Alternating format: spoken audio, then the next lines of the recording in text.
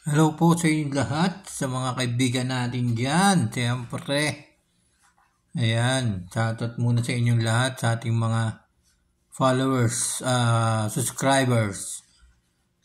239 subscriber natin yan. Shoutout po sa inyong lahat.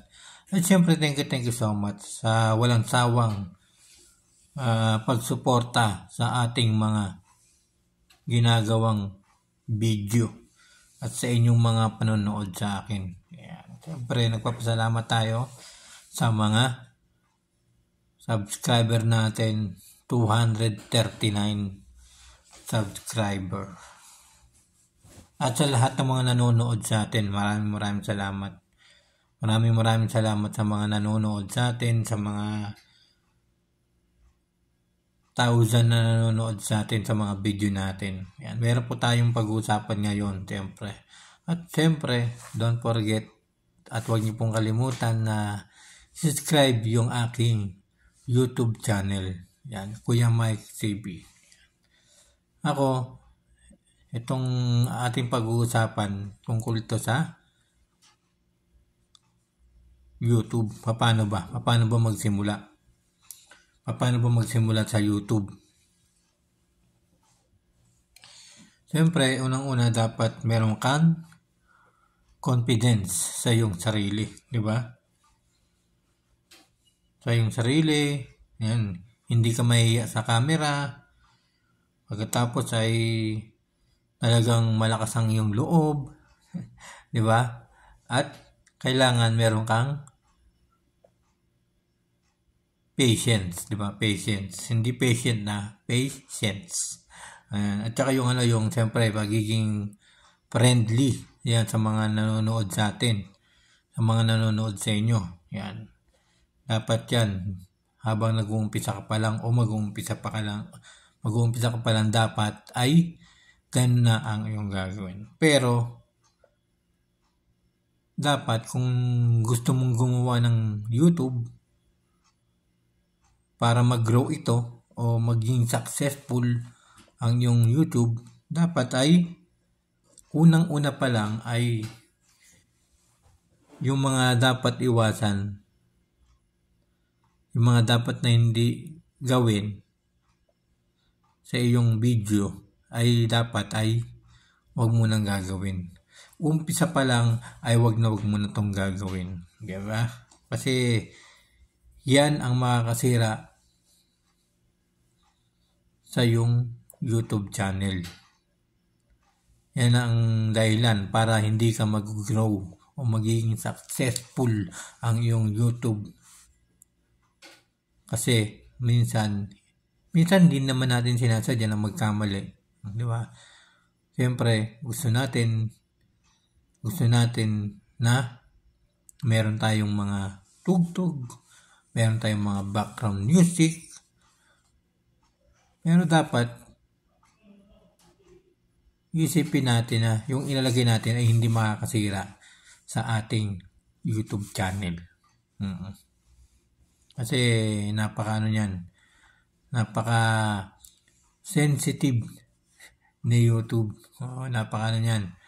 Ayan, kasi siyempre mas gusto natin yung marami tayong viewers, di ba? Na gagawa tayo ng paraan para magkaroon tayo ng maraming viewers kahit mali, di ba? Kaya kung gusto mong maging successful ang iyong YouTube channel na ginagawa mong YouTube channel mo ngayon o nag-uumpisa ka pa lang, dapat ay iiwasan mo na tong mga bagay na to. Ang magkaroon ka ng CPR, di ba? CPR music. Yan. Dapat yan ang iiwasan mo. Isa rin yan sa mga dapat mong iwasan. Kung gusto mong maging successful o mag-grow o mas dumami ang iyong tagapanood. Pangalawa, ang pinakamalupit, hindi mo dapat gagawin yung magkaroon ka ng violation. Yun ang hindi mo dapat gawin. Iwasan mo yan. Iwasan mo yung kumuha ng ibang video. Yan. Kumuha ng ibang video na hindi ka nagpapaalam. Pwede rin naman kumuha ng video kung papayagan ka. Diba? Kaya lang minsan naman hindi naman lahat na yan Minsan naman kapag nagpaalam ka nga pero nagkakaroon pa rin ng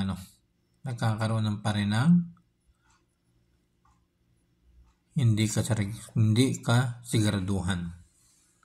Kaya dapat mga guys, kung gusto mong mag-grow talaga ang iyong YouTube channel, maging original lahat ng content mong gagawin mo. Gawin mo na lang yung gusto mong gawin. Basta original, yung ikaw talaga. Yung walang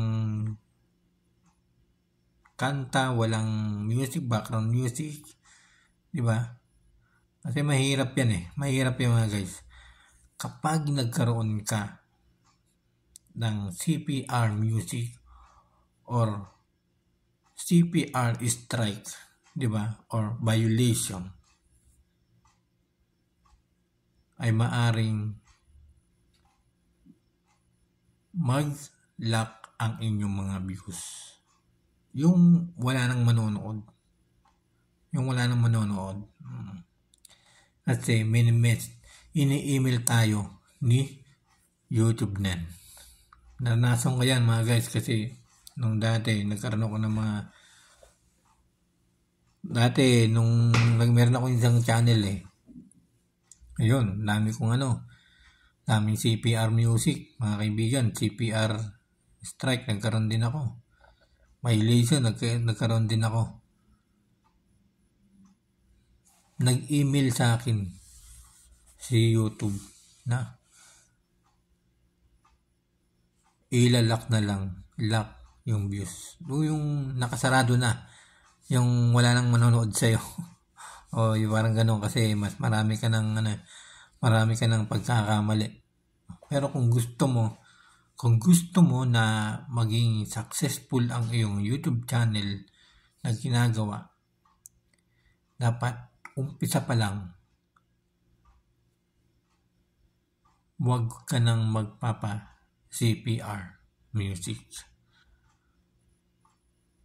o CPR strike. Iiwasan mo na yan mga guys. Iiwasan nyo na. O magkaroon kayo ng violation. Yan ang pinaka-iiwasan nyo. Kahit na walang nanonood sa inyong mga video. Basta magtuloy-tuloy lang kayo. Magtuloy-tuloy lang. Ako gumawa ako ng account ko ulit kasi gusto ko ulit ma-monetize. Hindi ako naglalagay ng mga music. Hindi ako naglalagay ng background music. Boses ko lang talaga. Yung talagang original lang talaga. Kasi ayaw ko nang magkaroon ng problema. Di ba? Ayaw ko nang magkaroon ng problema sa aking YouTube channel para magtuloy-tuloy na to. Kasi sayang yung effort natin. Sayang yung pagyayaga natin. Kung masisira lang yung performance natin sa YouTube channel. Diba? Kaya ako natutuwa ako kasi marami nanonood sa akin. Diba? Marami nanonood sa mga video ko. Natutuwa talaga ako. Kaya thank you so much sa lahat ng mga nanonood sa akin. At siyempre sa ating subscriber na 239. And sana po patuloy niyo po kung i-subscribe nang maabot ko po yung 1,000 subscriber at maabot ko rin po yung 4,000 WH. Maraming salamat po sa inyo lahat. At hanggang dito na lang mga kaibigan.